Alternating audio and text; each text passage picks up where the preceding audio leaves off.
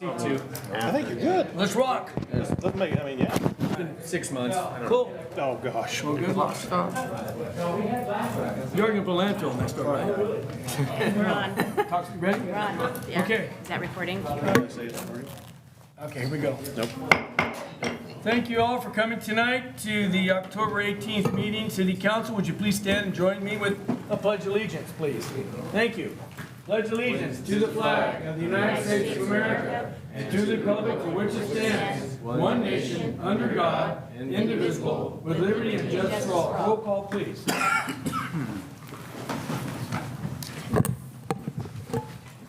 Councilmember Bellinger? Here. Councilmember Crummett? Here. Councilmember Swift? Here?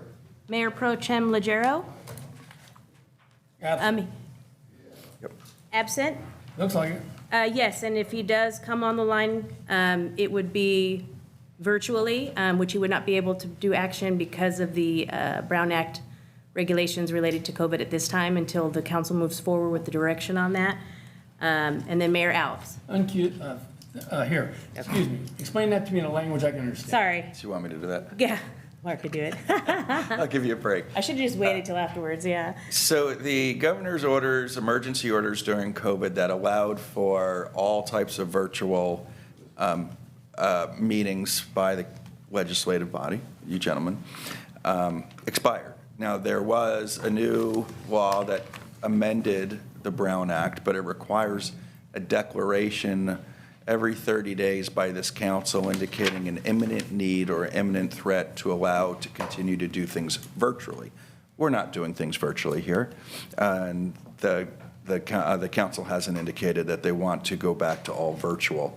So essentially the original rules apply, the Brown Act rules apply, which is Councilmember Legero is out of the jurisdiction, so he can't call in without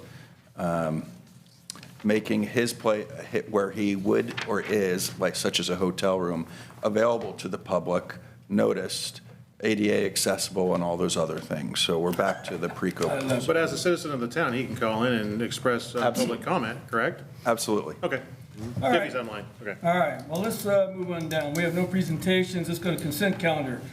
All right, these items are considered routine in nature and acted upon by a single action unless requested by an individual council member or member of the public for special consideration. Do I have any considerations that are special?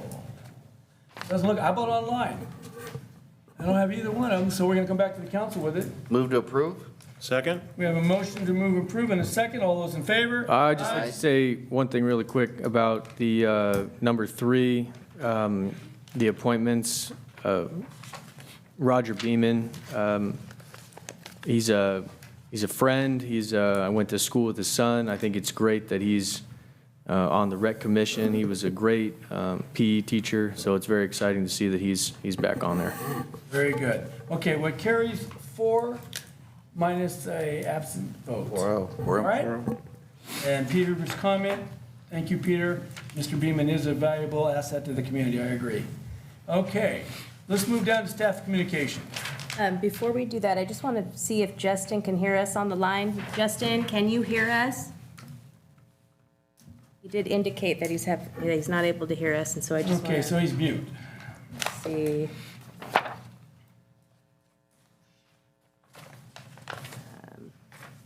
No, he can't hear us. Let's see here.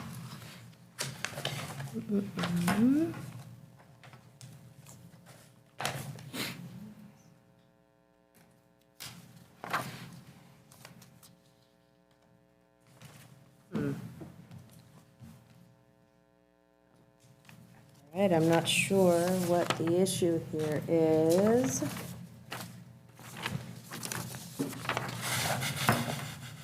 Maybe I'll tamper with it after staff communications while you guys are moving forward.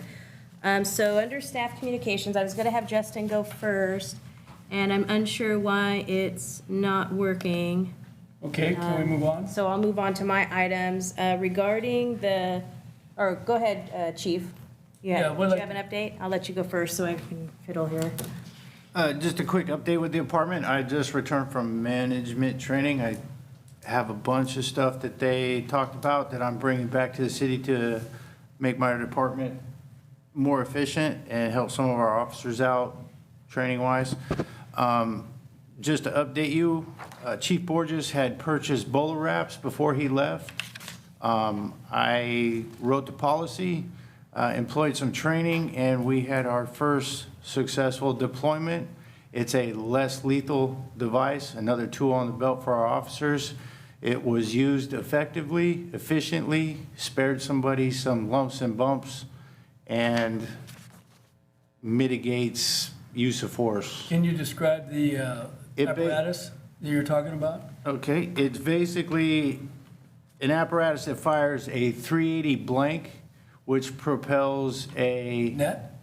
it's more like paracord with a couple treble hooks on it, and it's Nice. designed to be shot at the knees or the ankles or even around the waist to subdue arms.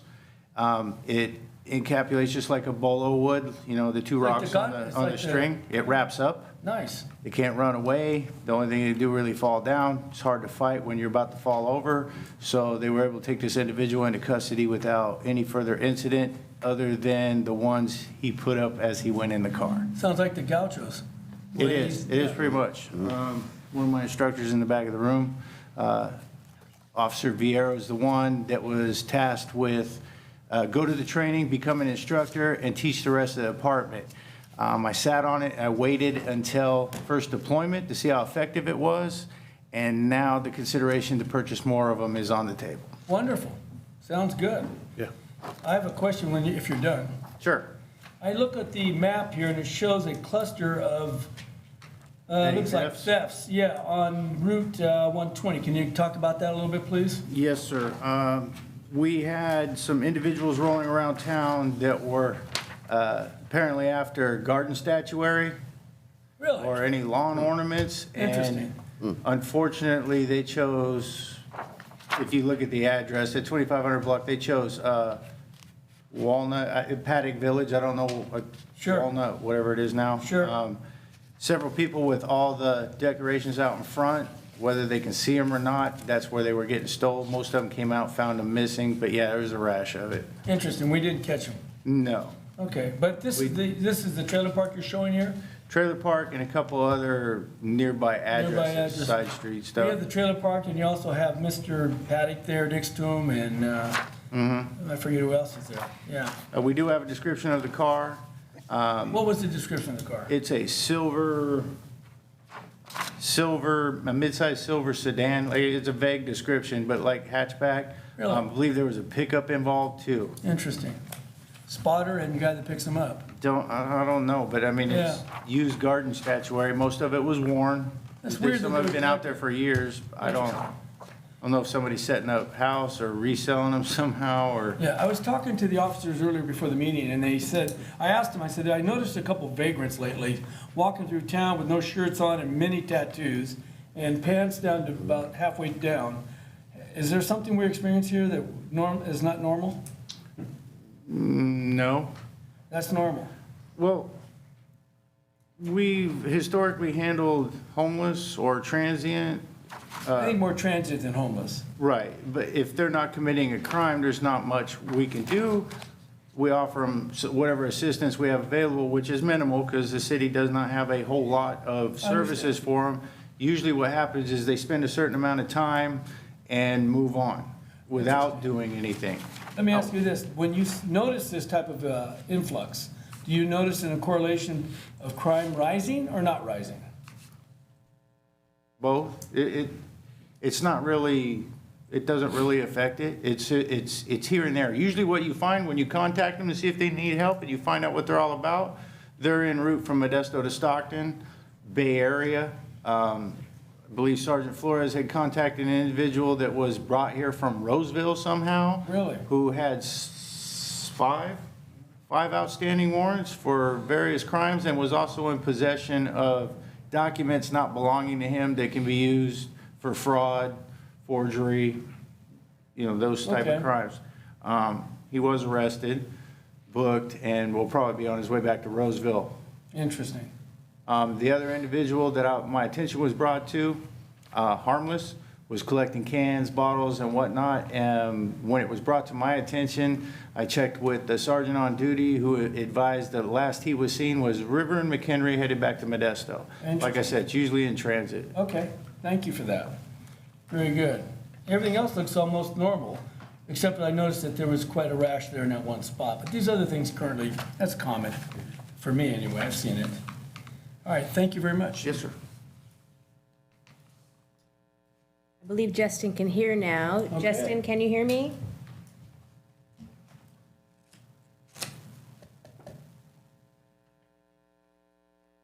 He's off the mic, but can't hear him. Can you hear me, Justin? I'm not sure what's going on. He can hear us now, but now I can't hear him. Okay. All right, so moving on to staff communications regarding the swimming pool. City staff, as well as Councilmember Crumick, met with the school board, as well as the school superintendent and assistant superintendent, and maintenance superintendent.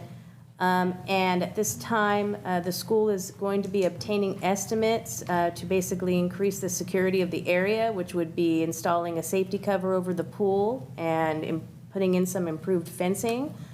They're really not wanting to move forward with any type of demolishing or anything like that at this time, in case something does come up, but they do need to secure the area, and so they want to obtain some estimates for that, and they'll be bringing those The back to idea of us. security is to keep people out from getting Keep injured. people out from getting in. We do, yeah, and they wanted to put a cover over the existing pool so that nobody can get into it, and then they want to improve the fencing around the pool.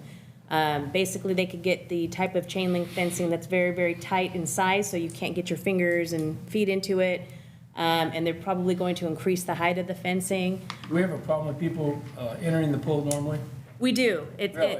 Yeah, it's not often that people are caught, but they did talk about times that they go to the pool and they find beer bottles, can bottles, stuff in there like people were hanging Does out that mean in when people there. were inside or just throwing over the top? I would think they think people are able to get inside. Do you have any proof of that? I don't know if you not have. broken. Huh? Bottles aren't broken. Bottles are not broken, so Yeah, if they do it over the fence, it's gonna break the bottle. That's a Absolutely. tall fence, Oh, so. okay, good. So is- Historically, we have responded middle of summer when it's really hot. At night, Sergeant Hargraves has, back in the day, chased a few out of there, Really? apprehended a couple. Interesting. so has the pool been officially red tagged from some entity that says we can no longer use this pool? Is it in that disrepair all of a sudden that 2 months ago we were using it and now we're red tagging this pool now? So I have not heard of any red tagging. I know at the last meeting, we had asked about getting a certification, any certification we've had to have in the last year, and the health inspection, and I have asked for it, I just haven't received it yet. And so I don't have a document right now, and so hopefully, when I get that information, we'll be able to make a better determination at this point in time. But that's the direction they're going, where at the next time we meet with the school district, they're hoping to have some estimates on what it would cost in order to secure the area so nobody can get So in the in. meantime, they're just closing it off, period. Correct. Sounds like we're just So giving It up. is. I don't like that. Or is it just for winter? Well, I mean, for now, it's to secure it. So the difference being is it is school property, it's not city property. And even though we are in an agreement with the school district, it's their property, which is governed through the DSA, which is the state architect department. So they have different jurisdiction, different avenues that they have to go through, regulations that they have to follow compared to the city. And so I did indicate that we're still exploring options and that the council's interest is to move forward with trying to find a way to address the issues to where we could still try to do swim lessons. You want to mitigate. And they were, yeah, and they were okay with that, but in the meanwhile, they still wanted to move forward with finding out how much it's going to cost to be able to provide those services. And so it's Was still there- Is there ongoing. going to be an RFP for that sent out? They did not mention that at this time. So how are you going to get responses if you don't put an RFP out? I guess it depends on what their procurement process is probably, and so if they have a different process, they probably are looking at maybe obtaining 3 bids at this point in time to get an idea of how That much it requires an would cost. RFP, doesn't it? No, there's an informal process that you can go through where you obtain 3 bids, Based on what? It depends on how much the work would be valued at, and Who so determines what needs to be done? for them, it's going to be whatever their procurement process is, Them being the school.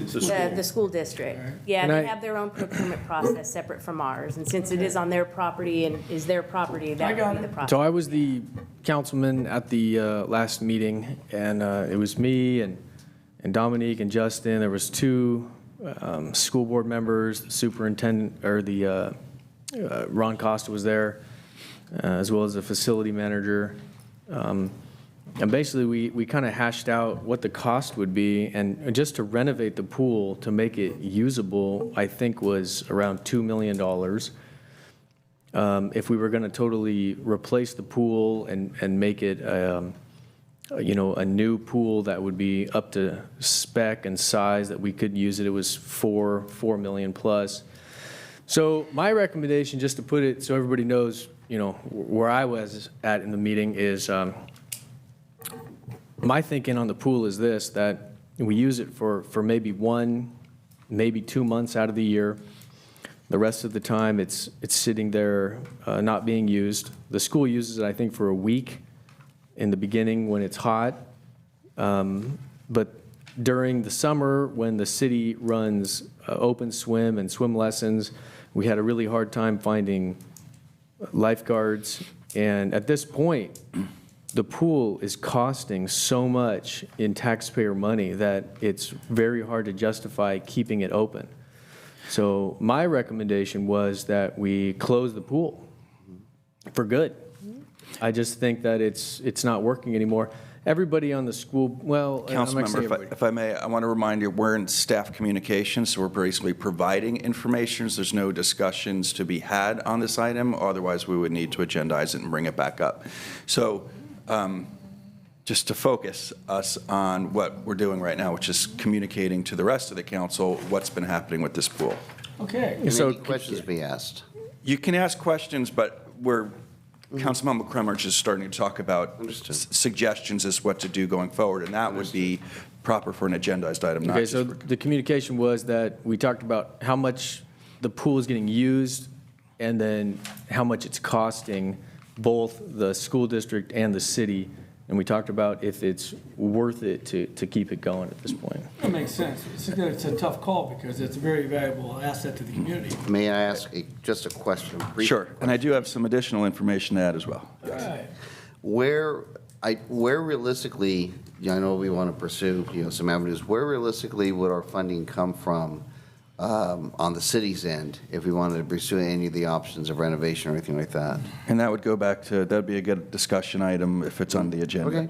So after that last meeting, I was tasked with looking into those recommendations that was in that report by that pool company, or that discussed the different estimates, and see what was actually required and what was not required. So I spoke with the engineer, I think she was an engineer that drafted that report.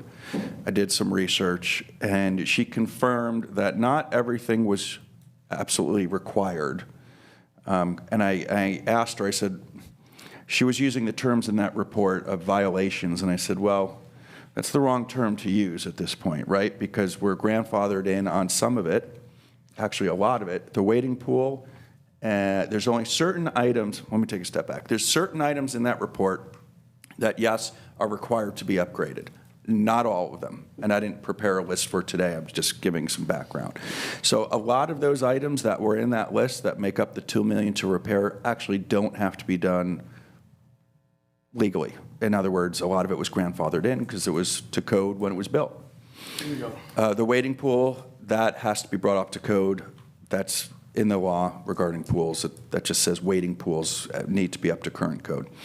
There's certain things regarding suction and covers that have to be brought up, although the engineer indicated the pool seems to be up to code on those. So there is an opportunity to scale back a lot of what was being proposed as required when it actually wasn't required. And Misinformation. That's the number I want. That's what I was asking about, yeah. Correct, and then there's some of it also, I asked about, there is no state inspector, it's the county health department does the inspections.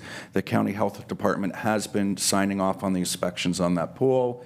The county health department is not, has not been, I can't speak for them, has not been hyper-focused or super technical regarding some of those regulations that that report was indicating needed to be So updated in on. essence, Mark, what you're saying is we have a chance to still keep it open at a reasonable cost. Yes, there's further discussion to be had regarding Perfect. what actually must be done I versus like needs that. to be done. Thank you for your research. So can it be suggested that this item is agendized? Yes. Sometime soon? Yes, and I was also planning on going after hearing back from everybody, the other staff members, maybe having another meeting with the boards, the school district board to see, hey, do they want to start engaging in discussion on a scaled-down version of repairs? I think it's important, Mark, that we try to do what we can to keep that thing open. I think it's an asset for the community. I think that we were to shut it down would be really not a good thing. Right. So I have a list. I've spoken with that engineer. My guess is after speaking with this district, we're going to ask that engineer to go back and give us a new Reevaluation. evaluation. That might cost money, I'm not sure, but and to have a new evaluation come back before the board and the district. Well, this is not a Councilman. discussion, but just a point of what was said, the information given. I said the same thing, that it's very important that the pool stay open for swim lessons. That's a big thing that we care about. Absolutely. And I know that we all feel that way. The other thing was, we've had this discussion already, and, to get this thing on the next agenda and then the next agenda, it just pushes these things out so far. And so I would really like to get this on the agenda to actually finalize what we're going to do with this, whether we're going to, keep it open with modifications, or we're going to, what we're going to do, but it's got to be agendized. So, having said that, is that something we should do this evening? Recommend through staff that we agendize it for the next meeting or not? Either the next meeting or the meeting after, since Whatever. there's going to be a bit of back and forth. Backlog? Yeah. That's fine. What the point I think we're trying to make is we are interested in pursuing it. So what do we need to do to make that happen? I think that Councilmember Crumick suggested we agendize it, and I'll back him up 100% on So it. would we accept that as a motion? It's not a motion, it's just a consensus Recommendation, consensus? by two council members to put it on the We have agenda. it on the agenda. That's all that needs to be done. Very good. Please identify, if you can, please identify funding sources where we would have the money to pay for this, and where they'd be coming from. Perfect. Okay. What's our next little goodie? I'm going to check one more time with Justin and see if Go we're ahead. able to catch him. Justin, are you there? Justin's gone. Outer space. It says he's talking. I don't know. It picks him up as talking. I don't understand Okay. why it doesn't come through, but it says he's talking, so, All right. okay. So that's all I have for staff communications. Okay, let's move on down to matters presented from the audience. Before I do that, is there anyone in the audience or on the phones who would like to speak to anything on the staff communications? I don't want to get in trouble this evening here, trying to be a good boy. Okay, we're beyond that. We're moving on. If you don't mind, Mayor Alves, I think what Justin was going to be speaking about was going to be, and there might be people listening for this very topic tonight, is about the slurry seal I give him the situation. opportunity. So like I say, so hopefully if you patch him in at some point, he was willing and prepared to About the talk chip about seal that. going on? Yeah. Well, So that's what I think he was Can you going to just talk about. call in on your cell phone, you hold That's it up to the what I mic? Maybe put it in front of a mic. All right, well, listen, until that happens, let's move on to matters presented for the audience. Any objection to that, gentlemen? Okay, we're moving forward.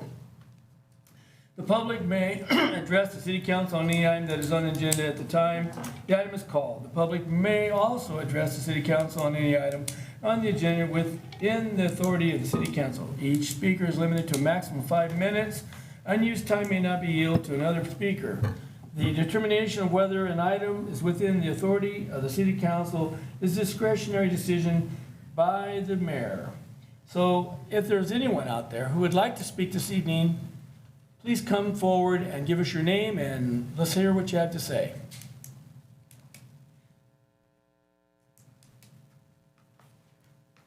Danny Fox, 1510 Adriana. Okay.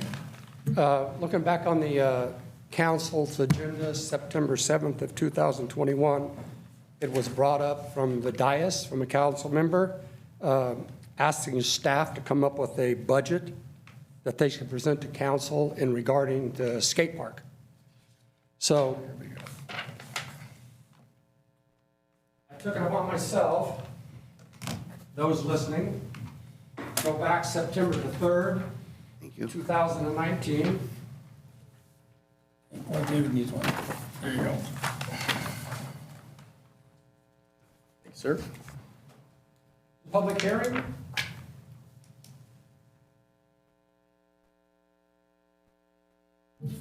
Public hearing, you got the copies of it, I've highlighted, you can read the entire thing at your leisure, but you'll note at the top, is the council hold a public hearing and consider the appropriation of the parks and recreation impact funds.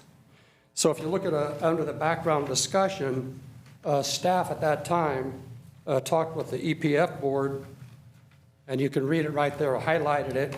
At that time, they had about $60,000 to add toward what they estimated to be a $415,000 skate park, not including the prevailing wages. So if the city is to contribute funds to the project labor will require a prevailing wage, which is estimated to add approximately $70,000 to $175,000 to that project. And on the second page, there's some more information that's indicated after the August 5th meeting. Staff has been working on trying to find all the costs associated with the projects. Information obtained from the EPF indicates the availability of approximately $57,000, which I think is about 80 now, towards the $490,000 estimated project cost. In addition to the estimate, there are site improvements such as landscaping, ADA parking, and a sidewalk based upon the skate park to be 90 by 90, or 10,000 square feet approximately. So there's some other costs in there for ADA, landscaping, and going down at the very end of that paragraph. The current total project cost is estimated to be $520,000 less $57,000. That was in 2019. Estimated from the EPF, leaving the remaining funding needed of $463,000. These costs do not reflect getting utilities to the site or lighting, This conference irrigation, will and now be drinking water. recorded. So this is 2021. If you take the 80,000 from 463, that leaves about 440,000. Muted. Not counting supply chain issues, prevailing wage, RPF. So my request to the council would be, I know that you're going to move forward with the MOU, outlining basically depleting the Parks and Recreation Fund, as was attempted or wanted to be done in 2019. There they had a public hearing. It didn't come up of discussion on the skate park, and then a motion, a second, and a vote to expend the money, appropriate money out of the Escalon Parks and Recreation Fund. I really feel that a notice, an opportunity to be heard when you're talking about $400,000 plus out of the city coffers. It's either out of the Parks and Recreation Fund $400,000. or the general fund. We're not spending $400,000. No. Pardon? We're not spending $400,000 on that skate park. How much is the cost going to be? Because when people are asking We me, gave them a budget to change the design. Back in 19, that was the design, the cost as designed. We gave them a budget at the last meeting, I believe it was, to move forward with changing that design to fit within that budget. 200,000, 224 Something like plus that, yeah. 80. 300,000. Something like that, yeah, whatever the, Plus 80. I don't know the exact numbers from the last meeting. We did not commit to $400,000, just so you know. So the skate park that you The original as designed is being redesigned, reimagined to fit the budget. And they're gonna come back with designs to review that, what they can Would we hold do. a public hearing at that point? I'm Should it not not be a sure. public hearing? We didn't have a public hearing on the bathroom we put in. Okay, just a minute. So, right, there's Go not ahead. to have to have a discussion. The council will take that under consideration to determine whether there should be a public hearing on that. Mr. Fox, what is your recommendation?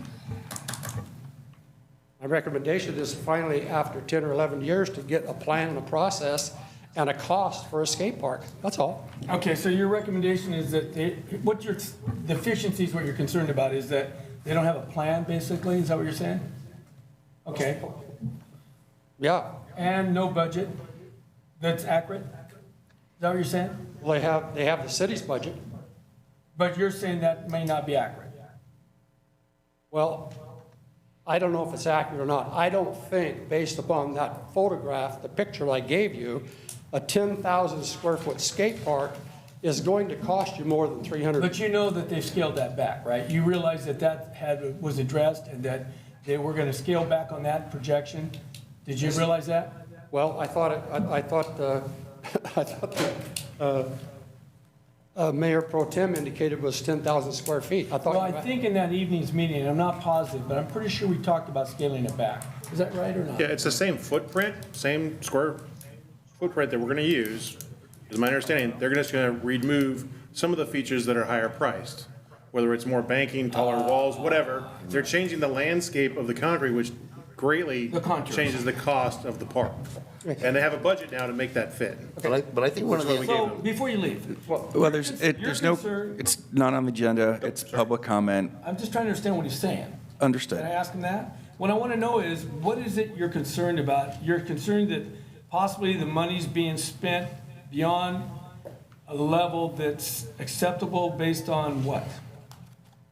On the community or what? I don't know. Well, I guess part of the issue is that if you have different companies come before the city council on a project, they come and give that presentation, as did Angie and Pace. Right. So we've got 10 years, we have no one from Greenland who's going to be taking the money Right. to come here and to put on the screen what they plan to do. So do you feel And like this is what it's going to cost you. If you want this, it's going to cost you $2,000, So you $200,000. don't think we've had enough transparency is what you're saying? Well, I don't know if it's transparency or not, it may be good just point. a lack of not. Well, it's transparency. Okay. So I understand what you're I mean, it'd be doing. nice to see. We imagine for- come up with that if they can fit it in. It'd nice to see on the screen here. Which we don't have that yet. 3 We're not there yet. examples of skate parks for the community, and this is what you get for $200,000, $300,000, $400,000. Okay, I got it. Thank you very much. Thank you. All right, anyone else? Mark, should that wait until, the MOU wait until it's discovered that they can do that within that budget? No, that's, Because if we're gonna have to tap into general fund monies, does that trigger a public hearing? we could bring this back up on I think if we all looked back at what was discussed last time, all these were answered. Most of this was answered. And if need be, we could put it on the agenda to have it brought back for discussion or So let me ask you clarification. this, Mark, and I don't know if this is in line with what we're supposed to do or not to do, but what I'm hearing is, the concern is, we haven't done our due diligence, is what I'm hearing. How do you feel about that? Well, I feel like this process hasn't played out yet, and Okay, I so think. we haven't completed our due diligence. Right, and based upon what was discussed last time, there's more to come. Okay. It's going to come back before the board. So- And the suggestion from the public comment was to make sure it's as a public hearing. Fine, we'll discuss that. Okay, good enough. Yeah. Go ahead. Name, please? Yeah, Kurt Danziger, 389 Noni, and I'd like to have a public hearing on the skate park. We've now switched over from a group, a nonprofit group that hasn't been able to complete any of its bylaw obligations, reports to the council, minutes, anything we know anything about their activities or what they've done over the last 10 years. Now they're looking to take city money out of the park fund, take it all. I think at that point there it becomes a city project, not a EPF project. We're going to have to pay prevailing wages. We're going to have to do those things. I think we need a public hearing. Get that out in front. Again, this is a budgetable item. This isn't something that you guys can just sit there and make a private deal and then pull that money out and say, we're good. When you deplete that fund, what are the kids going to do for uniforms and balls next year? You're going to have to take it out of the general fund, the reserves. That's taxpayer money. It needs to have a public hearing, see the light of day. Don't sign any agreements, don't do anything. The last communication 2 years ago was it was city council's position that if they didn't get the original MOU signed that the Park Foundation would lose the property over at Hogan Park. And that was motioned by Alves and Merkin. Let's see. That was on the second continued meeting on November 18th, 2019. So, I mean, I could read you all the minutes and take you through the history and where it went, but where you're going right now is in the wrong direction. Bring it back, do it right. It's a budgetable item. Let people speak. If they pass it, you're golden, you know, but it's got to go through the budget year. Don't do it backdoor. We've had negotiations with ourselves, and then we've approved it. I think that's not the way to go, so I think public hearing is in order. Thank you. Thank you. Mark, both these comments pretty much suggest that we are not doing this in a legal manner. So my question to you is, do you see any improprieties or things we've done that are questionable in terms of legality? Well, I wouldn't address that in open public even if that was the case, even if there was proper discussion, which it's not proper to have a Okay. discussion right now. No, what I heard, Mayor, was the remainder of the process for the skate park to be open in public. And I don't think anything that the council has suggested or moved so far interferes with that. And based upon last time, what was said, it will be coming back before the council. And there's no reason why the public can't have input at that time. They will have input. Thank you. Yeah. Very good. All right, is there any more input out there, please? If so, please come to the podium, give us your name. If not, let's go to the phones or the computers, wherever these people are at. And is anyone out there who would like to speak on this matter? If not, we're going to bring it back to the council. Any more discussion, gentlemen? It's just, council communications, we can't. That's it. I just That's thought maybe you had to That's say it. something else before I shut off and move No, on. I'm still a little confused as to MOU first or the budget first, or Okay. art comes before the horse Peter, and that kind anything? of stuff. Okay, so since there's no more discussion, we're going to move down to administrative matters. Staff. Hold on a second. I have Justin on the phone, if you want to try that. Okay, Justin, can you hear me? I can hear you fine. Can you guys hear me? gotcha. Yeah, we got you now. Sorry about this. Not sure what's going on, but I just want to give council an update on a few things. First, I want to give an update on the Slurry project we got going on. We've had a few rescheduling issues, some on their end, some on the weather, and then some just because we were not happy with quality control. Having a few issues out there as far as how it's getting laid down. I'm not the happiest with how it's turning out. Their superintendent's being very helpful. They're working through the problems with us. We're addressing things that I see out there, so I just want council to be aware that I'm staying on them, and I'm hoping that it's going to improve. They do have a tentative schedule. Tomorrow they will be out doing a few streets, and on Wednesday, but all the signs have been posted out in the neighborhoods, letting them know that within 48 hours. The meter project has been going well, is going good as well. We have about 940 completed at this time with about 1,400 left. They're pretty much staying on task, hoping for end of November completion there. We had the TikTok challenge bathroom hit us at Hogan at the boys' restroom. Luckily, we don't have too many things on the wall for them to rip out, but they did get every paper and everything they could to clog all the toilets and urinals, so it was minimal damage for us there. We will look back on video because it had to have happened last night and see if we can catch what was going on there. I thought we locked those up after a certain hour. No, the doors don't lock up after hours. That's one of the benefits of the new bathroom that we'll be having. We'll be able to lock that at a certain time so these don't happen. Don't we have cameras? Also this Thursday, we will be having the solar tie-in for the PD and City Hall. So hopefully that goes well. And then next Thursday, we should be doing the tie-in for the wastewater treatment plant. And then hopefully we are complete with solar. We'll keep our fingers crossed there. Justin, And if you guys have any questions, I'll be happy to answer. Justin, don't we have cameras in the park? We do, yes. And we will be reviewing those because it had to have happened last night because our on-call guy did not see this on Sunday, but we did see it this morning. There should be some footage showing you who the individual. Yes, we're hoping so, yes. Okay.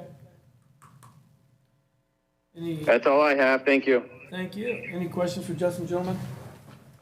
No. No, to what point do we press the company with the slurry project to, I mean, they need to adhere to the standards that we're expecting, correct? That's what Justin's doing. Yes, definitely. If there's anything that you guys have, give me a call right away. I'm in communication with them on multiple times daily. I appreciate it.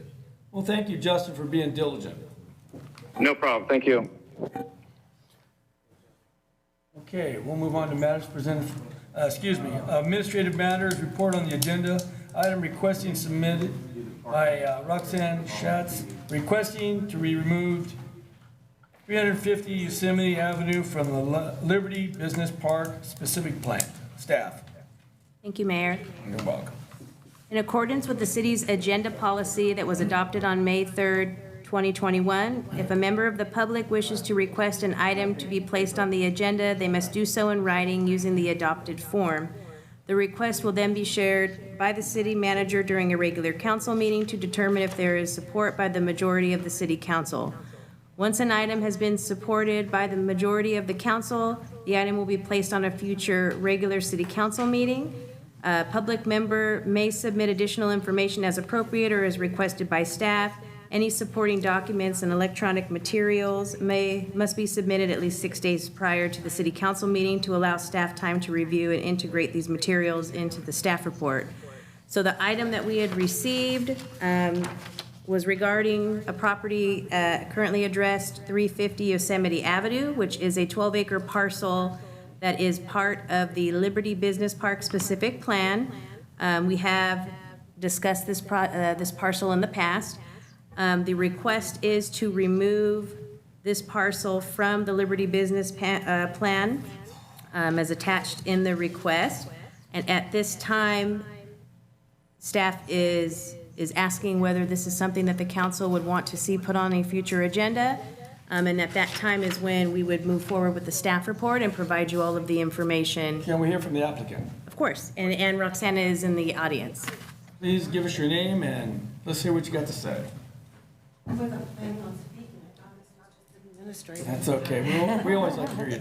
And it is, they're not going to have a big discussion regarding the request. It's just whether, they want to hear whether Sure. they should determine whether it should be on an agenda or not. Roxana Schatz, 1700 Raisling Way, Escalon.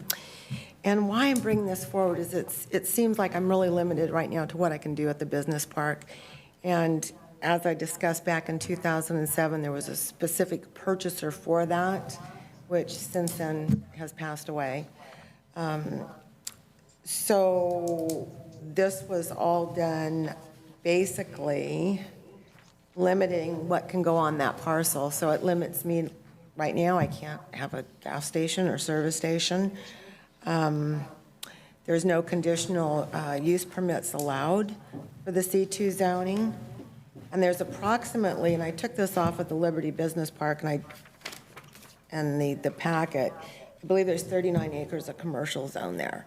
So if we're being limited to, what are we being limited to now? We're being limited to office uses, administrative businesses, professional, medical, dental, or similar use, art supplies, glassware, drugstore, delicatessen, produce, hardware, or variety store. So that really ties my hands on that parcel. I can't even get a conditional use permit for the RV storage. Before, nurseries were allowed, and I just had a prospective buyer that wanted to buy it for a nursery. And so nurseries aren't even allowed there under the Liberty Business Park ordinance on C2. Would they be allowed if you weren't at Liberty? Yeah. Gas stations, nurseries, RVs would be conditional use permits. Restaurants, or fast foods. Fast foods, I don't believe fast foods is in here either. So it really, with 39 acres of commercial and all that frontage, I mean, who's going to stop in? So you're looking to rezone it then? Is that what you're asking? Just No, clear? it's actually, Taking off the restriction. it was C2 to begin Oh, with. within the Liberty And then when it was Park. adopted in 2007 in the Liberty Business Park, this had changed what the permitted uses were. Okay. Are you familiar with any of the other people who were at that park? I mean, any of the other, you say 39 acres and you own, what, 12? I own 12, but if you look at I didn't bring it with me, Dominique. In there, it breaks down the limits on the amount of acreage for commercial, industrial, and whatnot. And I just took that off of there, 39 acres of commercial. Do you know, have any of the other people who own the property there, have they mentioned anything about what they can or cannot do, or is Now this? they've planted it in trees now, and So- walnuts. Well, that's kind of what I'm getting at. It was done in '07. I understand why it was done. Is this still relevant? I mean, as a plan? I mean, if you can't do what you want to do and if somebody else has already put trees in, I know. I don't know. I'm just throwing it out. No, I definitely see what you mean. Before, when it was Zone C2, I mean, could we leave it in business, the Liberty Business Park, and do some zoning adjustments? I don't know. I'm just throwing it out there because basically, if I can't put in a gas station, if I can't put in, RVs, Within the storage. restrictions of the Liberty Park you're referring to? Yeah, Liberty Okay, Park got it. is restricted me. I can't even have a gas station on the corner, which there was a gas station approved for the corner. Okay. Now, my question to the staff, to council. So what you're asking us now is to consider agendizing her request to, To actually be able to discuss this at all. So the request and the discussion probably will involve whether the specific plan needs to be amended or reviewed, but that can't happen until it's on the agenda. do you need a vote or do you need a consensus? That you need to, it's just a member of the public has come forward requesting something be added to the agenda. You need two of us. Correct. Yeah, I will be fine the with first. that. Yeah, I'll be the second. We That's- have a first and second, we agendize it. Okay? Is there any way possible, though, I'm really intrigued to know if the other property owners, if they, would care either way if you're out of it? Well, the parcel know. right next to mine's for sale. Okay. Is that yeah. Nagley? Next to you? No, Nagley, he wants to sell and he doesn't want to sell, so He's- that's, how it's far all down- in trees right now. How far is Nagley down from you? That I couldn't tell you. You'd have to look back at the Who original. owns the almond trees? Do you know who owns the almond trees? Well, Rose was in a partnership on that at one He time. passed away, George, correct? No, George didn't pass away. I thought he When? passed away. No, not that I know of. Okay, I thought George was passed away, but I'm wrong. And just for my own knowledge, your parcel is the one on the corner of Brennan and 120? Yes, yes. Okay, it's, just so I'm clear on you that. Where there's a Map current of it? strawberry stand in that Yeah, location. yeah. Okay. So that stops at the strawberry stand is into your property? Yeah, that is. That's the end of my property. How many there acres is going it? east. That's about 12 12 and a acres, half. okay. All right. So we have two people, council members, will now agree to agendize so we can move on, correct? Correct. Thank you very much. So just one question. So is it going to be, one way or the other? I mean, I don't know. I'm asking to get it removed right now. Right, and we will discuss that. So I'm just not sure if it would be easier to remove it or if it would be easier to, I'm just throwing this out there for thought. Right. To rezone or make amendments to the rezoning as it stands. You want to talk to now. that man right there? Right. This is all the things that you want to bring up actually at the next time it's actually on the agenda. This is just to actually get it on the agenda so we Get it on could the talk agenda. about it. So we Okay. can have it agendized. Correct. And I could tell you right now, there'd be a process after that if, at the next meeting or whenever, or if the council decides to amend that specific plan, then there's a state statute that discusses the process for amending the plan. So So I'm still looking at 10 months or 12 months? you're looking, right, you're not looking at something that happens right away. Dominique, could you flip these pictures around? We're looking at ourselves. Oh, Okay. that's weird. Thank you. Okay, thank you. Thank you. You had it, there We you really go. don't want to see ourselves that much. Sorry about that. Okay, then. That's out of the way. Let's move on to the next one here. Provide an update on the city properties located on Escalon, Pelota, and St. John and Catherine. Staff. Okay, and there is not a staff report on this item. It's more verbal than anything because there was a series of questions that you had asked staff to I've done look some into. inquiries. I'm sorry? I've done some inquiries. I have one gentleman who would be also interested in negotiating against whoever you had before for the almond orchard if we decide to go back to almonds. Okay. We have another gentleman who's an engineer. I haven't made contact. I've called him. He hasn't returned my call. He'd be interested in trying to do something different in like an energy plant. So those are two things I've done, just trying to fill out what we can do to that piece of property over there, okay? Okay, and is that the 7 acre or the? 7 acre. Okay, Yeah. 7 acres. Okay, so I'm gonna go, In fact, I will give you his name tonight or tomorrow. Okay. You can stay in contact with him and see what he wants to do, sure. if he's a legitimate offer. Okay, will do. So regarding the St. John and Catherine property, which is the 6.5 acres, I did speak with Tilbury Farms, Phil Tilbury, and he is requesting that if you did a long-term lease, a 20-year minimum on the contract. He would be open to a 15-year minimum, but there would need to be some type of buyout program or provisions included on that. And then after the first 5 years, which is how long it would take for the new orchard to be planted if we move forward with the long-term lease, he would do an 80-20 split on the gross proceeds after year 5. 80-20 is pretty good, but it's 80-20 not is 5 years, okay? They're 3 years crops. They come in at 3 years, not 5. 5 is when he sees a return on the investment, is what he's That's indicating. long-term. So we have no income for the first 5 years, what you're saying. Correct. So we inherit a negative property tax for 5 years. Yes. Yes. And irrigation.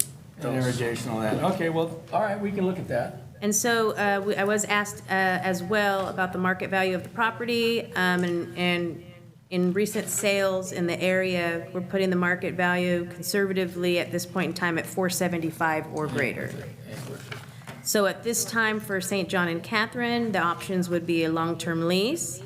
I know the council has talked about selling, not everybody's on agreement with that, but selling would be an option, or nothing at this time, and we'll continue to try to work something out and keep going.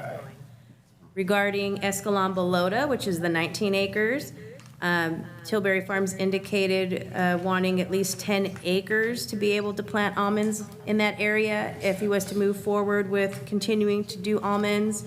Once again, it would be that 20-year minimum lease, so it would be a long-term contract, open to a 15-year with that buyout program or provisions.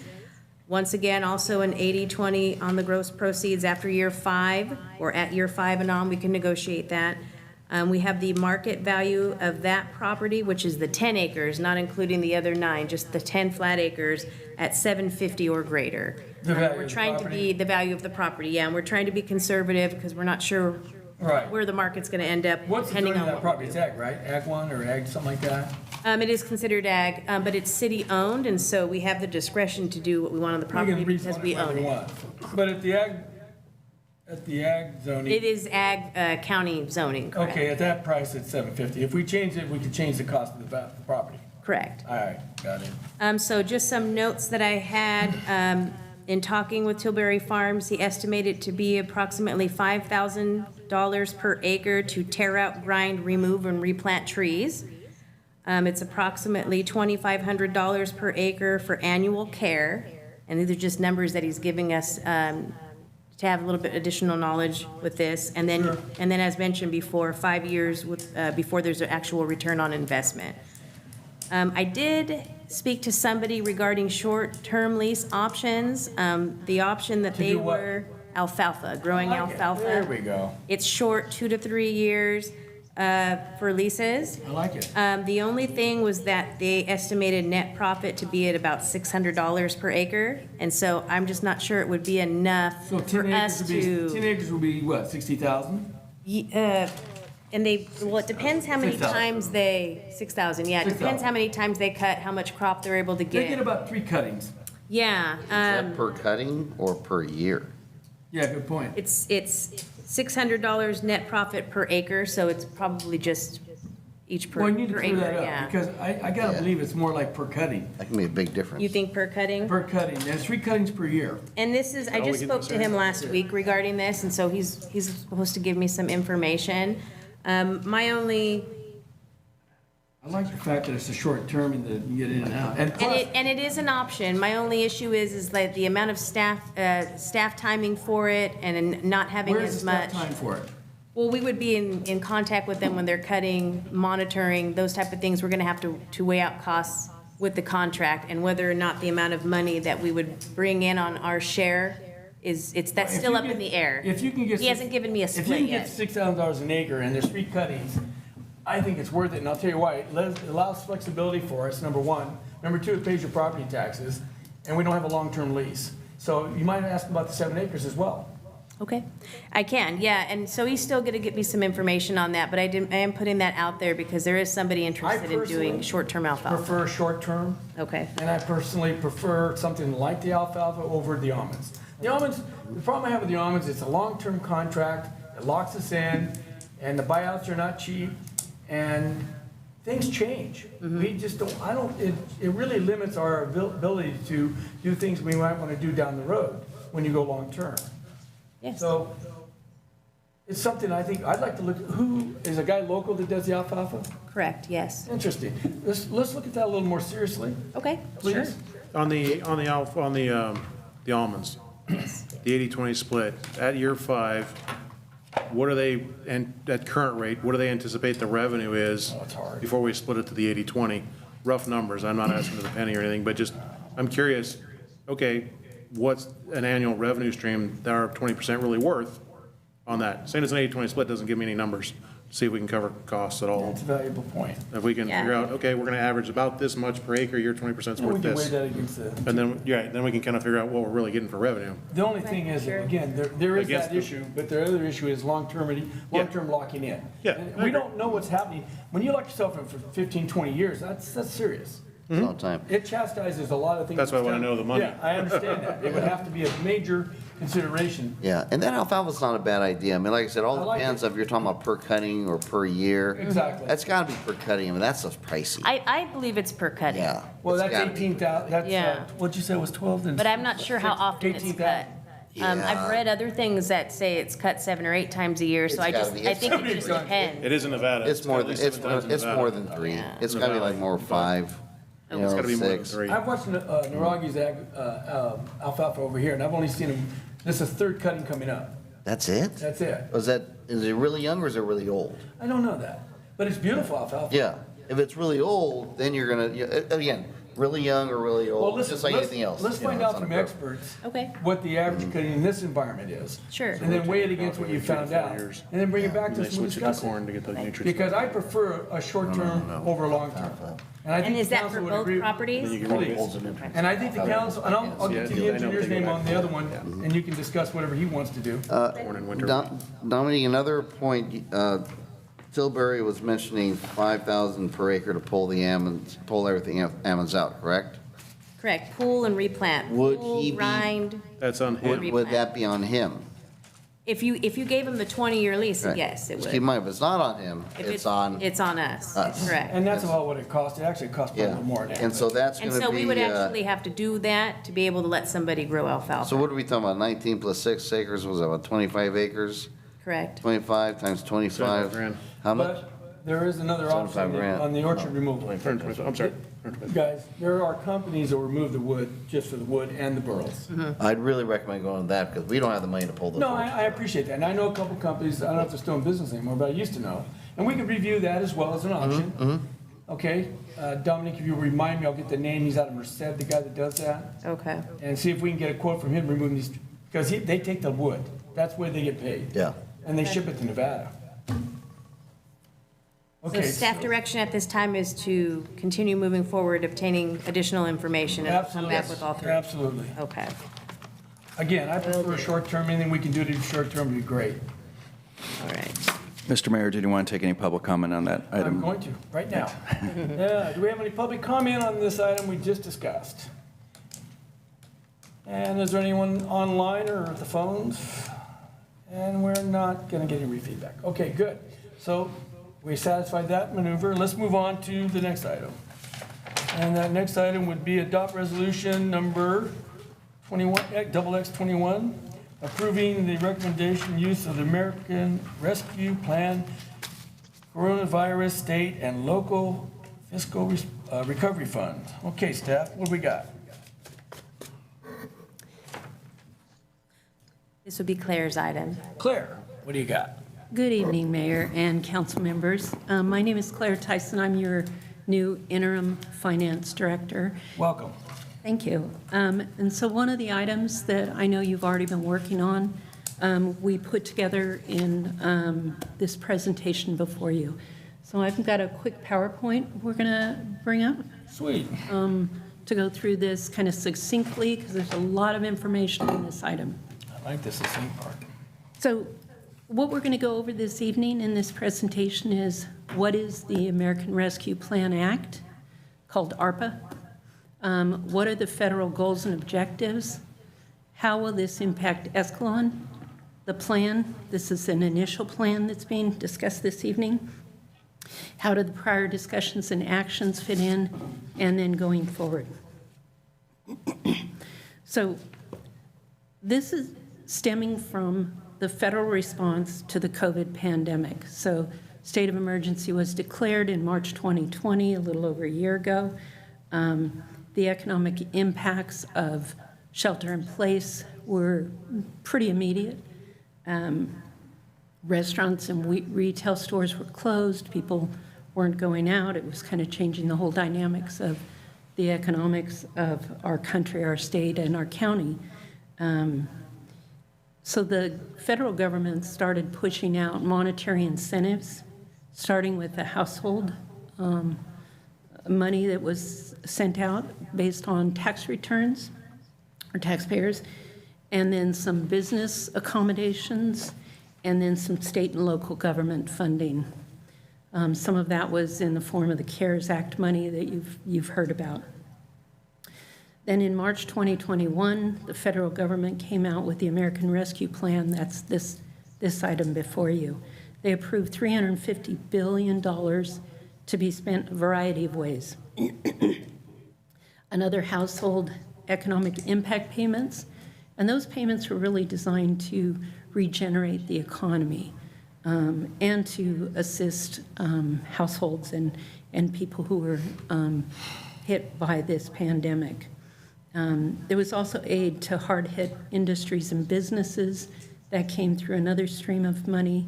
Then there was money sent to state and local to support urgent needs and to lay a foundation for long-term recovery and investment in capital projects.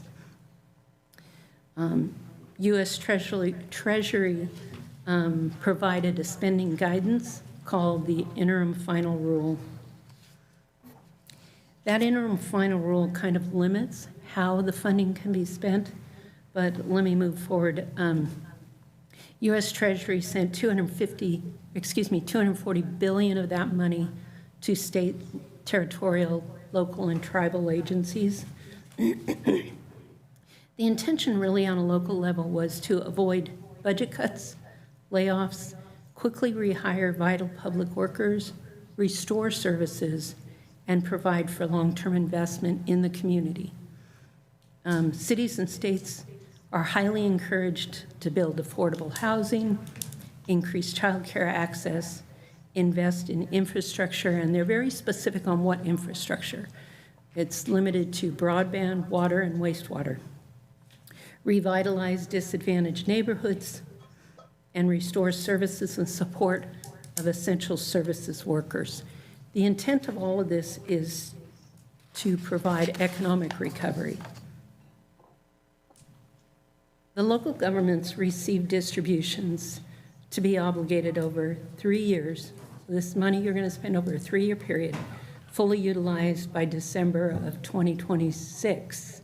So you obligate the funds, but you have a period of time after that to spend the funds. Non-entitlement units, so they took local government and they divided it up. And one of the categories is non-entitlement units of local government. That's the populations under 300,000. Obviously, we're one of them. Excuse me. 19.5 billion of that original amount is going to non-entitlement units. We're one of them. The objectives of the money specifically for small cities like us is to meet local needs, and they specify what that means. Support for households, small businesses, impacted industry, replace lost revenue for eligible governments. We're one of those eligible governments. Incentives for essential workers with the intention of stabilizing government. Investment in infrastructure. Those are long-term broadband, water, and wastewater projects. And the federal government's been very specific about what's allowed and what's not. They've indicated that there's a great deal of flexibility, and yet they've really narrowed the scope down. The city of Escalon's allocation right now is $1.8 million.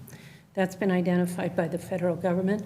That amount is fairly solid. It could go up, but probably not by much. And the only reason it would go up is this is a fixed amount of dollars. And so if one of the cities said, "Yeah, I'm not willing to follow your guidelines, I'm going to bow out," the rest of the money comes to everybody else. Excuse me. City council has had prior discussions about these funds. COVID sick leave has already been earmarked with these funds as mandated by CDC, and then Cal OSHA got involved and mandated some too. Improved communication to the public in the form of technology upgrades here in the council chambers. That's part of the allotments. There's been discussion about the wastewater treatment plant upgrade. And then in the current budget that was approved, there was revenue and related costs of $250,000. So that is already appropriated in your budget. That comes out of the 1.8 million? Yes. And that's, it says here it's for what again? For the budget? The 250? Yeah. That's for sick leave allotment, communication, potential beginnings of the upgrade plant, and then, I think there's some in there for we'll talk about the lost revenue in a minute. Do we have a chance to discuss the definition of all these things in terms of what they really involve? Yes, I've got a great deal of detail. Okay, Yeah. good. So the city has already received half of the allotment, so $900,000 has already been received. It is likely, although not positive, that we'll receive the rest of it in the current fiscal year. So it'll be important for us to appropriate those funds. They can be changed, but they need to be appropriated. So the city of Escalon, essential support to households. Now, this plan has come before you, would basically earmark the allocation. It includes the prior discussions, so they're part of what I'm going to present. It also includes discussions that management has had with the council and with the community. If approved, this plan would be budgeted, can be changed over the next 3 years. But it would create a funding mechanism that would carry forward. Would it put at risk any of our I'm always getting this wrong, CBDG?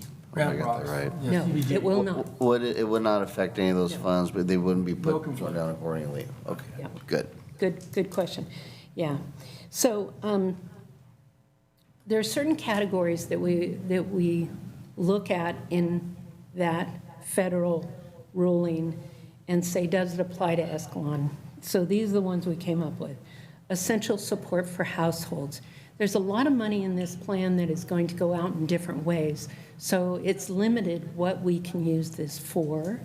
But our thoughts are collaborating with other local nonprofits, things like food banks, that sort of thing, because this money has to follow restrictions having to do with disadvantaged.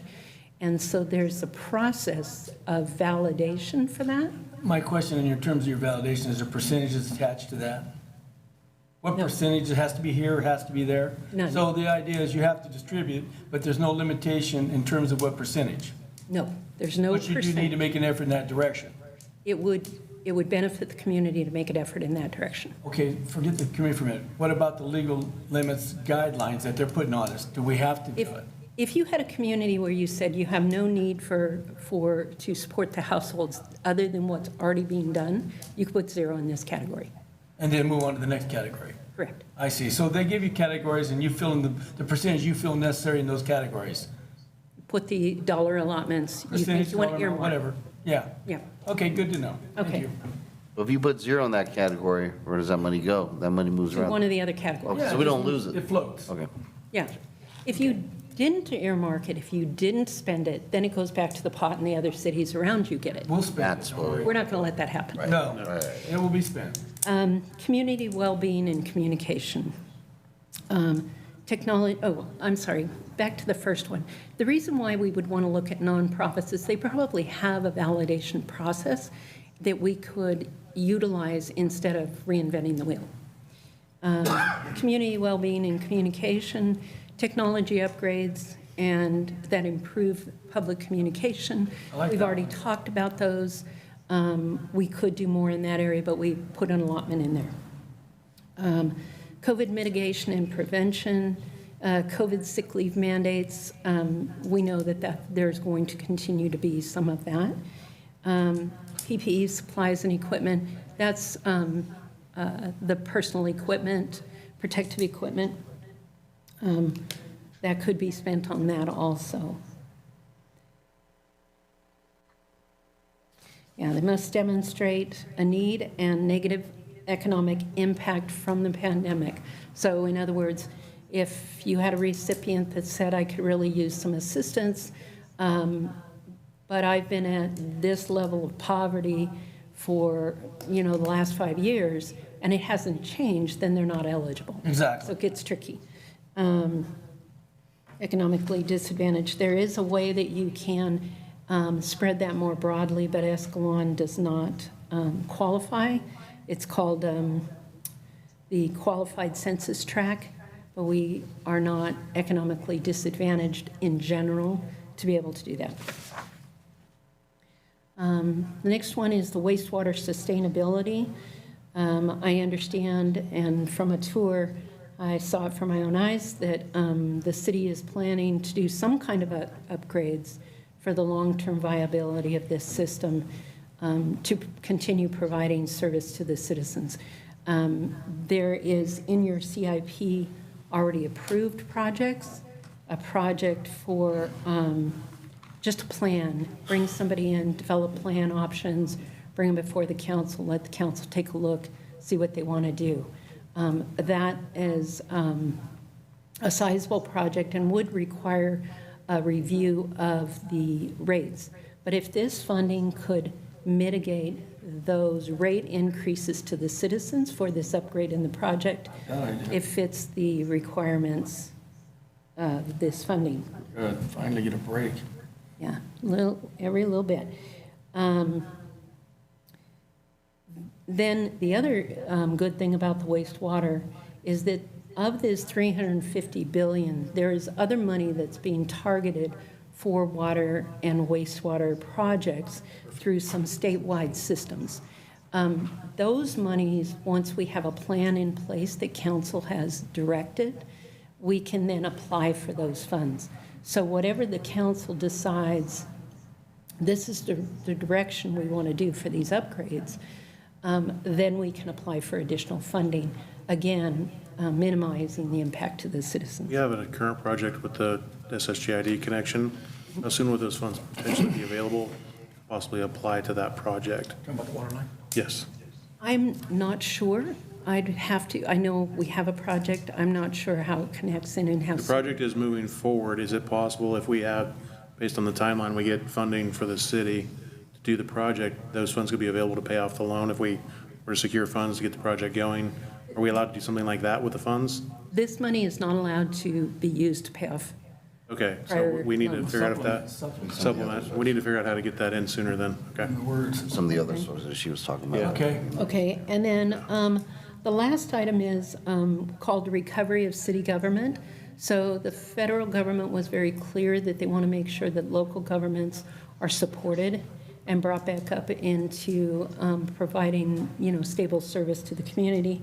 So they are going to replace lost revenue. For the city of Escalon, that lost revenue is in the form of sales tax and facility rentals. It's not a huge amount, but it's substantial. It's a good amount. It helps. Every little bit, yep. And then once that's provided, that funding can only be spent for recovery. So for the government recovery. Well, when it goes into the sales tax has many different areas that it can go to. Sales tax can. Right. But the replacement of that revenue is coming going to from the have- federal government is going to be there to supplement what we lost or supposedly lost, correct? There's going to be some restriction on the use of that, even though it'll be part of the 1.8. Really? Interesting. Yeah, they do their part. One-time essential workers incentive, that's one of 4 items that the feds have identified they want to see in these plans. They're also requiring a fair amount of accounting, tracking, and reporting, of course. And then there may be other minor pandemic recovery costs. There have been ideas that have been batted around, things like touchless door to come in, City Hall, police lobby, those kinds of things. So there may be funding available for some of those kinds of ideas also Is that in addition to what we're getting, or is that within what we're getting? within Okay. what we're getting. The accounting technician position, would that be therefore a temporary position to account for this stuff? And how many hours a week, or do you think that would be looking at?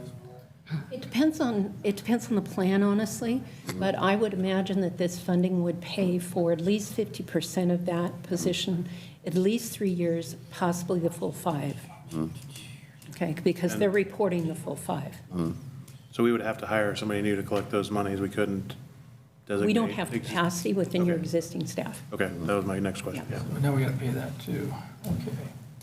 This is your projected budget, is that the idea?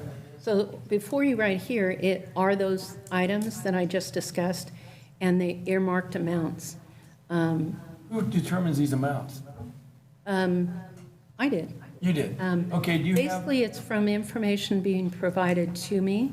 So like local support for households, I took 3 years and said, what's the maximum amount that the food bank might be looking for? I know what we currently provide them. So if we increase that, if their need is, threefold that, what does that look like? So it's basically just math.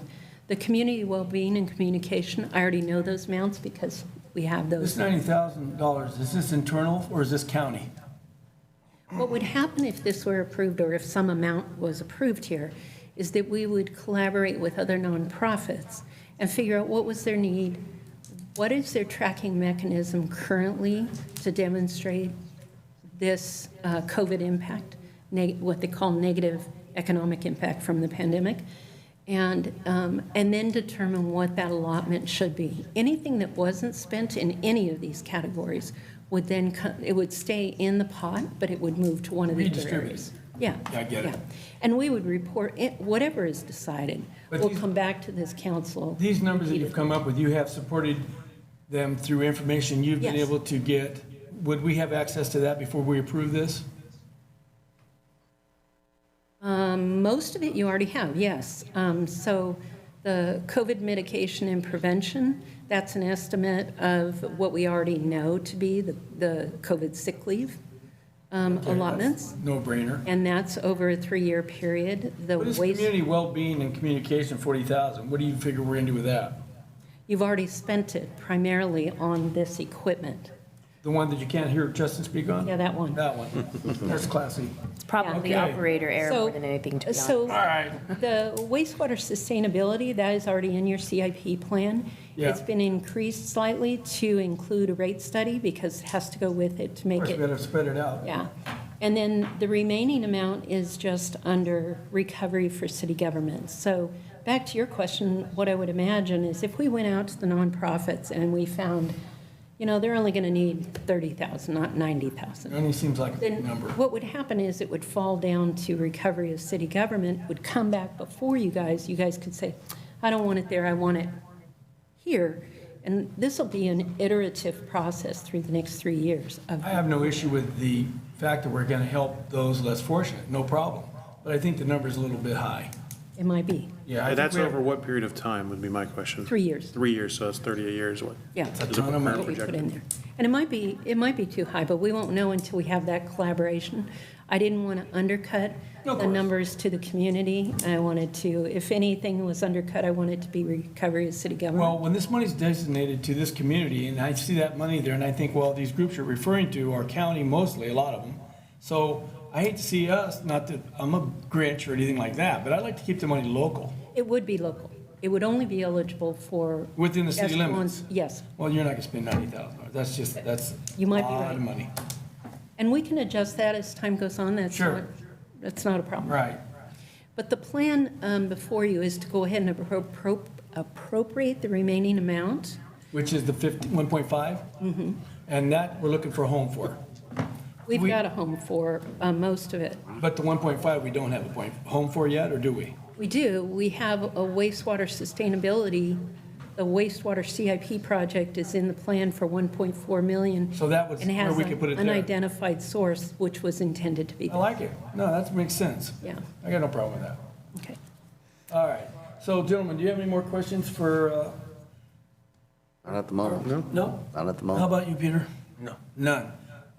Anybody online have any questions for our discussion? Okay, no phones, no lines, none's in here. Where do we go? Public comment? That was where I was going. Public comment. And there is nobody busting the door down, so we'll move back. Okay. Council, what do you think? I'd like to move on staff's recommendation. Second. Yep. We have a motion, we have a second. All those in favor? Aye. Motion carries 401 abstention. Okay, now Thank you we're, very much. Thank you very I want to tell much. you that you're taking a great leadership role in doing this. Several of the cities around you are kind of hesitating, where a couple of them have taken, steps forward. And I think that I had one city that I reached out to that said, we're watching you and hoping that your council approves this so that we can do a collaborative process. well, it doesn't seem like a big Thank you. deal here. It seems to make sense. I mean, the money's there, we have needs, We have needs. and we can adjust those needs based on what we know as we go along. Is that correct? That's The correct. Yeah, I money's think- serious. They've dropped 900 already in our bank account. So Yeah, there you go. it's time to move on that. Time to and use move. it. All right, I can agree with all that. Now we're going to go to communications of the council, and we're going to start off with Mr. Swift this evening. Councilman Swift. Yeah, thank you. By the way, I would like to thank all of staff for doing an excellent job, but I'd especially like to thank Claire. This was your introductory Good job. debut, and it was a big one. I would like to think that our confidence in passing this tonight is because what you and how you have allotted these funds is very similar to how we understand the situations as well. And so maybe that's why we have an ease of going for these. And I don't know. I don't know why we're one of the first councils to go with it. I don't think we're missing anything.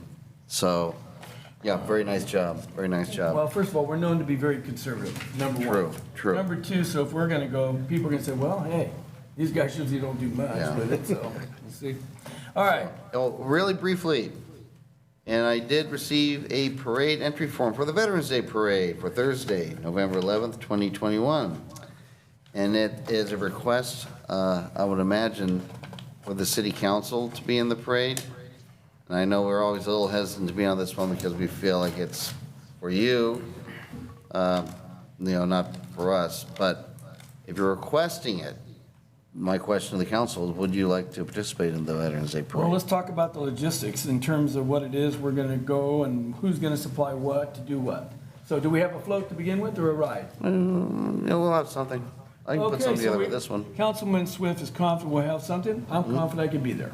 Okay. I'm confident I'll be there, but I probably won't be on your float because somebody else's grand marshal I'm supposed to be dealing with. Okay, well, handicap that situation. How about you, Councilman Crummage? Will you be available for the event? Sure. So you have three of us there, three of us going to be on the float, and this gentleman will be supplying some help to his. Very, okay. Grand marshal. Very good. Mark, should we have asked the Legion member to leave the room before we did this, or, I mean, it's too late now, but, no pressure. No. Okay, very good. We'll set it in motion. Killing me. That's all I have tonight. Okay, good enough. Councilman Crummage. Thank you, Mayor Alves. Well, welcome Claire to the first meeting. Great job. I hope it wasn't too rough for you.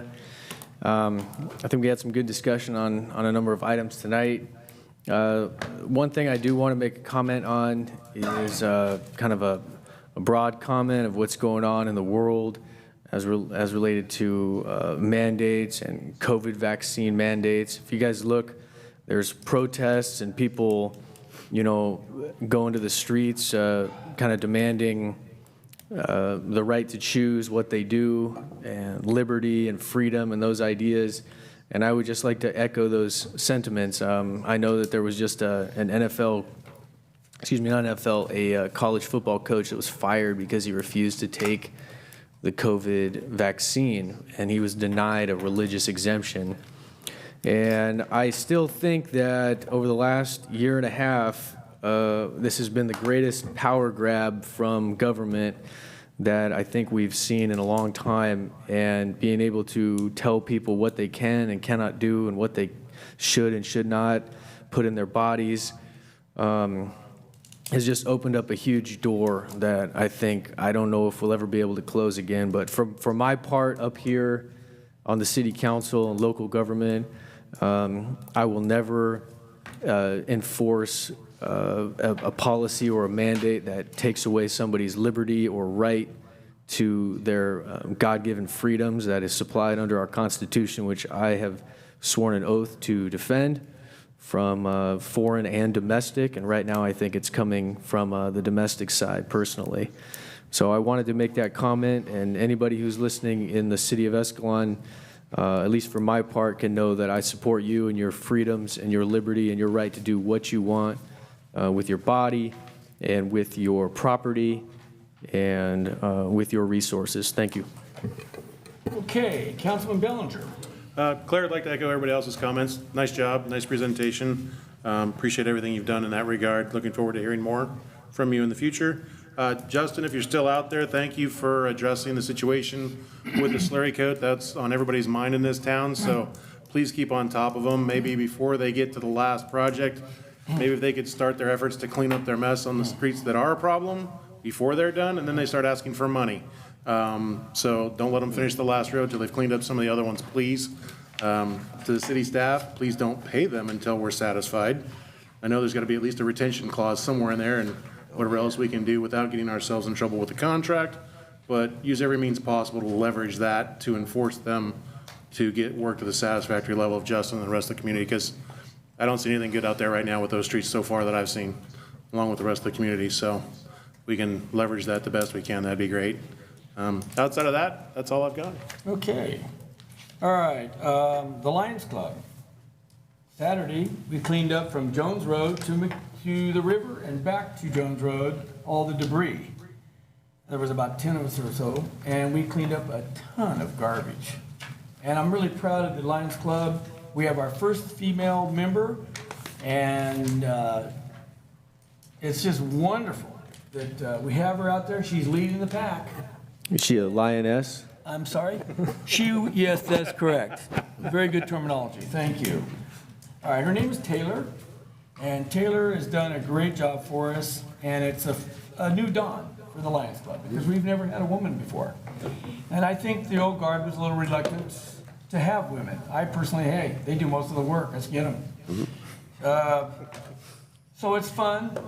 I think she's going to be a big asset to our club. And the fact that she was out there pregnant, picking up paper on the main corridor to our community says a lot about this individual. That's cool. So I respect her. I respect her effort. In the Lions Club, I'm very privileged to be part of a group of people that care about this community the way they do. We're always looking for new members too, so if you feel like you want to give back to your community, the door is wide open now. So give us a call. The skate park issue is an issue that's going to have a lot more to go before I think we can resolve what we're going to do. I understand that. And there are some legitimate concerns, and I understand that. But I think the focus was to try to give this community something that they really wanted. The question is whether or not it's an accurate statement or not. We have to verify that, I think, in a way that appeases all those who object to it. So I think if we can somehow verify the need beyond a shadow of a doubt, I think we'll move forward with no problem. Otherwise, we're going to have issues where people are going to resist, and we need to make sure that those people that resist understand that it is something they want or not. We need to prove it one way or another.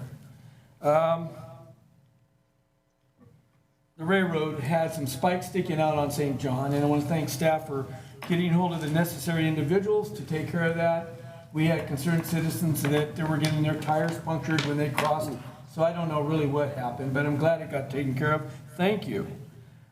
We met with the governor's office, myself and past Mayor Robert Swift. We had a great discussion with her.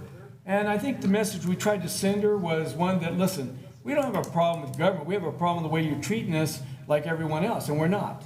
And what we said was, in essence, we're a smaller community. We understand your mandates, but you have to understand our population and our resources. And so I'm hoping that we got something back to reflect on that. And Dominique, did you?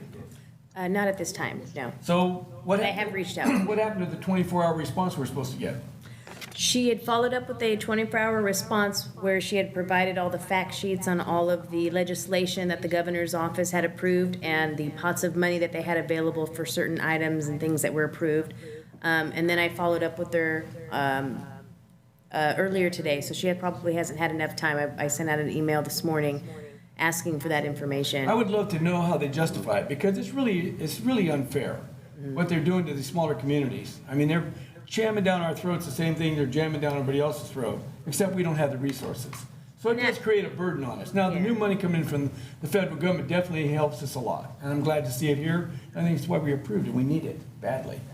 So I'd like to stay on top of that. What else was there? Let's see. I like your idea about the alfalfa thing. I think a short-term lease is a lot better than long-term. We need to look at some other options. I'm still reaching out. That gentleman, I'll try to get his name to you. Sure. The engineer, he's got an idea for that property. And then maybe some other options. I don't know, but, and I'll look for the guy that removes the orchards too for you. Okay. So those two things I'll try to do amongst many things I got to do tomorrow, which I have no time for. But other than that, I want to thank everyone for coming down, doing your jobs. Claire, congratulations. Thank you. You did great. Thank you.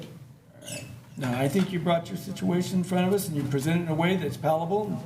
Hey, we're not rocket scientists, but we did understand that. And you Great. did most of the preliminary work already. Yeah. And Chief, thank you for your efforts. Glad to hear about those new devices we have where we're not getting sued for apprehending anyone. That's kind of neat.